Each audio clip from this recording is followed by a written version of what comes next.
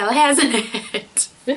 I have moved the recording setup again. I'm honestly sitting on the floor behind the couch because it's the best place I could go for now. So Liam's playing in the other room, so we're gonna hope he stays quiet. I'm doing something a little bit different today. I'm super excited to do this with my friend Laura from How to Get Your Shit Together. Hi, Laura.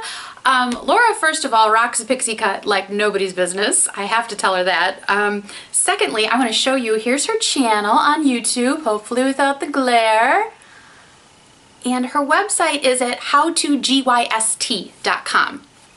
And she has been going gangbusters. She set herself some goals at the beginning of 2016 and put them up on her channel, and I'll tell you what, she has been busy.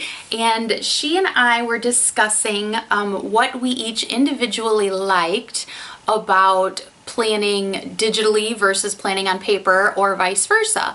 I think Laura tends to do a little more digital planning than I do.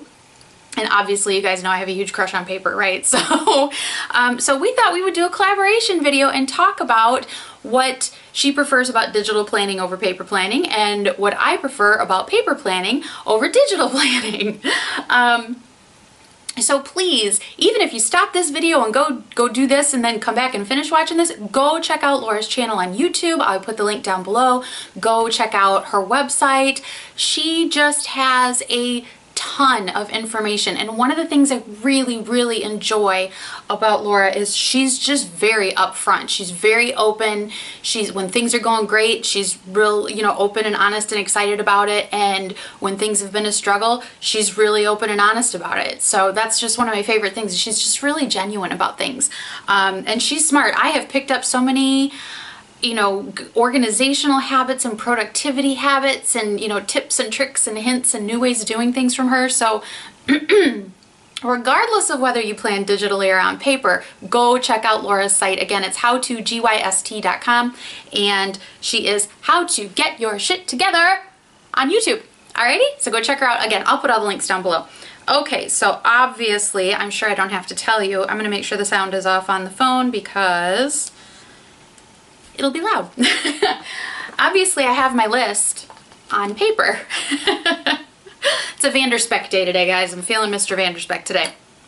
So, 10 reasons why I prefer paper planning over digital planning. And before I give you the 10 things, I will say, I tried digital planning. I tried hardcore for just the better part of a year. I tried. And I know I've talked about this in the past. Let's see, Liam is almost 5. He'll be 5 in April. So before he was born, so just about 5 years ago, Mike and I each got an iPad. And I thought, I can do all my planning digitally. It'll be convenient to carry, blah, blah, blah, blah, So I tried so hard because I love my iPad so much. I tried, like I said, for the better part of a year, and I just couldn't do it. My brain just didn't like it, for one thing.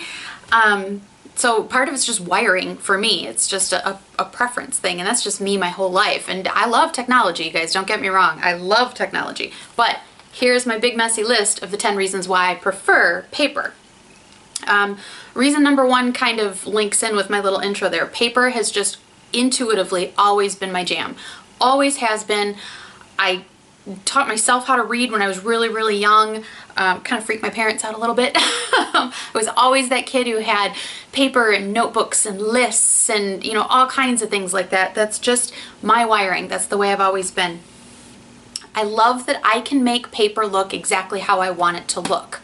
I spent so much time on different apps on my iPad trying to get things to look the way I wanted them to look. And I shouldn't say I'm not. I don't think I'm not overly picky, but that's just what I think. I could be very wrong. But I like that I can use stickers if I want. I like that I can use tabs, change my tabs, move my tabs, different insert covers on my books in my traveler's notebook style notebooks, different paper colors, different paper types, blank and grid and dot grid and lined and, all of that stuff.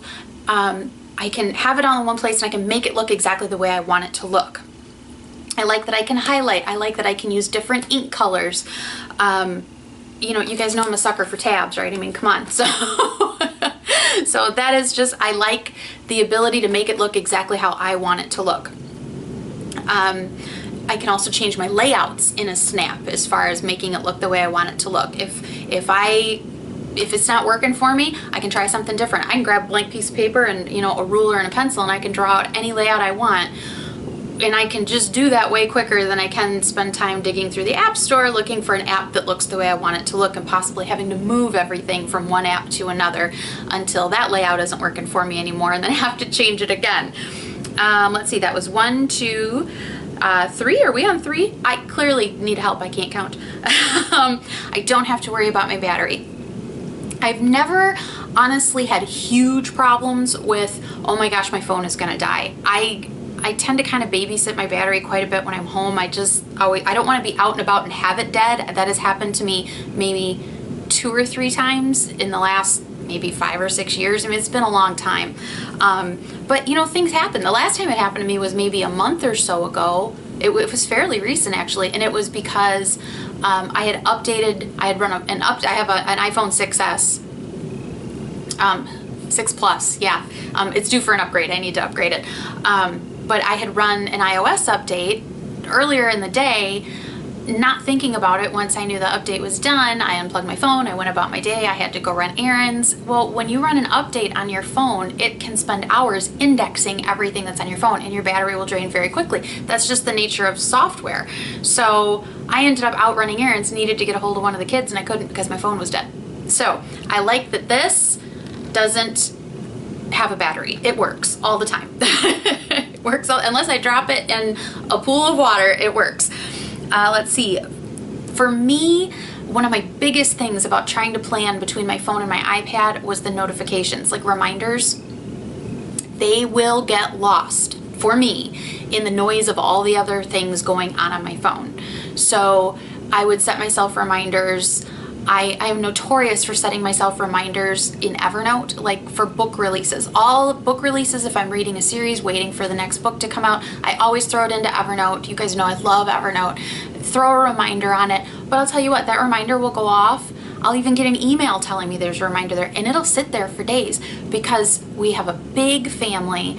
There's constantly stuff just amongst I want to say 9 of us, but I mean, Liam doesn't have a phone, but amongst everybody else, Liam's the only one out of 9 of us who does not, you know, text, and, you know, he talks on the phone, he talks to Mike on FaceTime when he's on road trips and whatnot, but you know, the rest of us, there's 8 of us texting each other. There are emails all the time. There's stuff for the magazine all the time. There's stuff for YouTube a lot. There's, you know, Twitter and Facebook and Instagram and da-da-da-da-da-da. So there's this, I mean, it's important to me. Like I said, I just realized how dirty my phone is.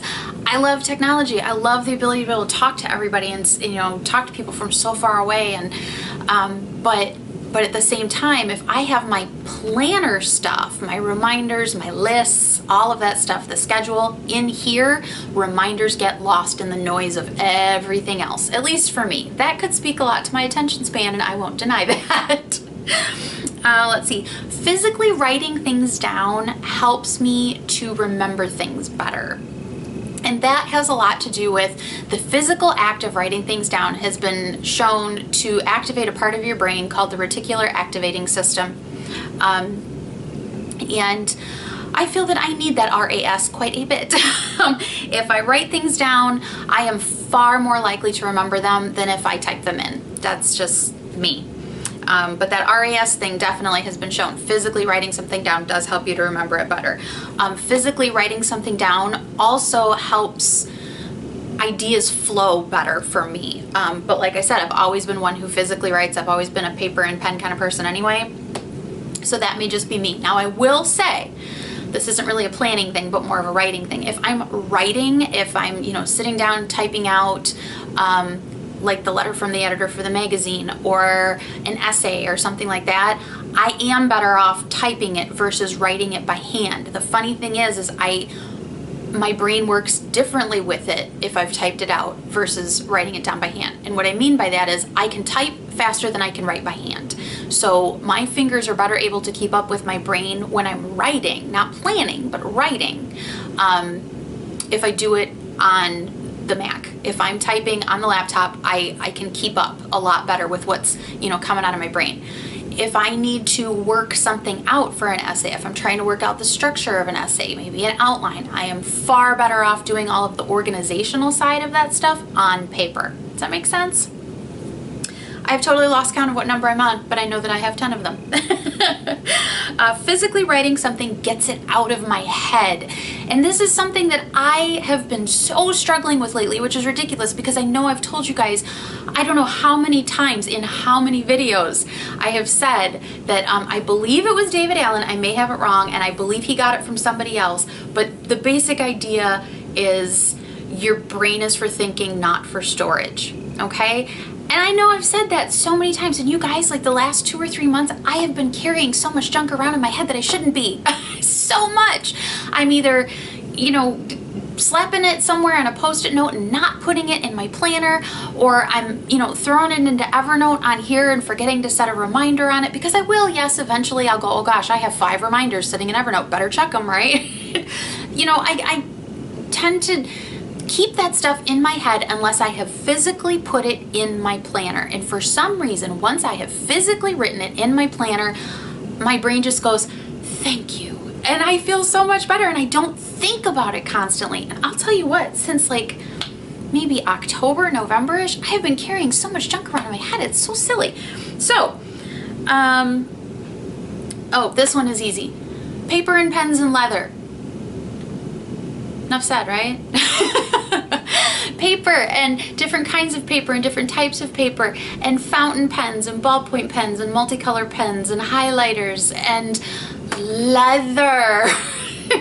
Pretty, gorgeous, cushy, smells wonderful, bright colors, earth tones, leather, books.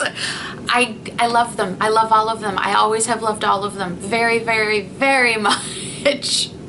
And thankfully, one of my boys caught that bug for me too. So Clayton and I have a really good old time using each other's fountain pens and messing around with different books and stuff like that. But I have a huge crush on paper and pens and leather. Tracking.